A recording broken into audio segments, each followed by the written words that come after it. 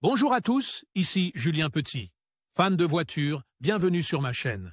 Restez avec moi, on va aborder notre sujet du jour sans plus tarder.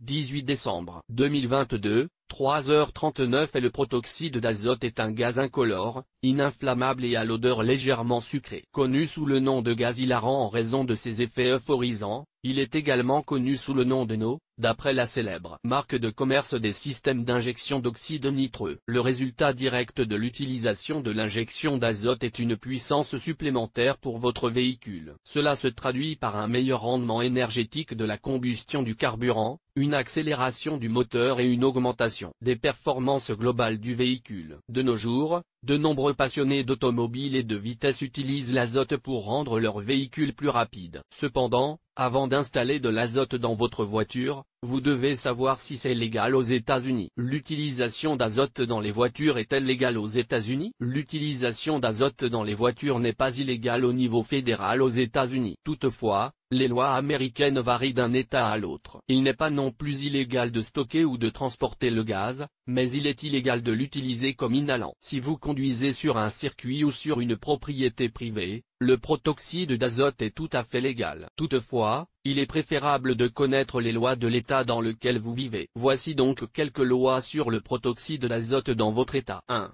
Californie. À première vue, on pourrait penser que les modifications apportées au protoxyde d'azote sont légales en Californie, car le code pénal 381 bits ne mentionne que la possession de protoxyde d'azote avec l'intention de le respirer, de l'inhaler ou de l'ingérer comme un délit. De nombreux passionnés ont interprété cette disposition comme signifiant qu'il est tout à fait légal de connecter l'oxyde nitreux à la voiture. Cependant, tous les systèmes de nitrous, qu'ils soient connectés ou non, sont totalement illégaux en Californie. Le Texas.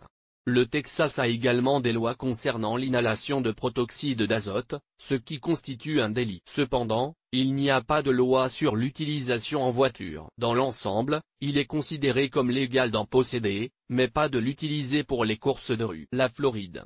Comme dans les autres États, il est illégal d'utiliser l'azote comme inhalant. Au-delà, les lois deviennent un peu plus confuses. La plupart des représentants des forces de l'ordre s'accordent à dire qu'il est légal d'avoir de l'oxyde nitreux, mais pas de l'utiliser dans la rue. Quant à savoir si la bouteille peut être branchée ou non, les réponses sont mitigées. 4. New York. Il est totalement illégal de faire des courses dans la rue, que l'on utilise de l'oxyde nitreux ou non. Cette loi stipule spécifiquement que la présence d'une bouteille qui semble contenir de l'oxyde nitreux attaché à un véhicule est également considérée comme illégale. La Pennsylvanie. La législation de la Pennsylvanie est beaucoup plus transparente en ce qui concerne l'utilisation du protoxyde d'azote. Il est clair que ce gaz ne peut pas être utilisé comme inhalant illégal. En outre, il est également illégal d'avoir une bouteille de N2O à l'intérieur du véhicule, à moins qu'elle ne soit débranchée. Elle ne peut se trouver à l'intérieur du véhicule que pour le transport à destination ou en provenance d'une piste d'atterrissage. Vous pourriez être intéressé par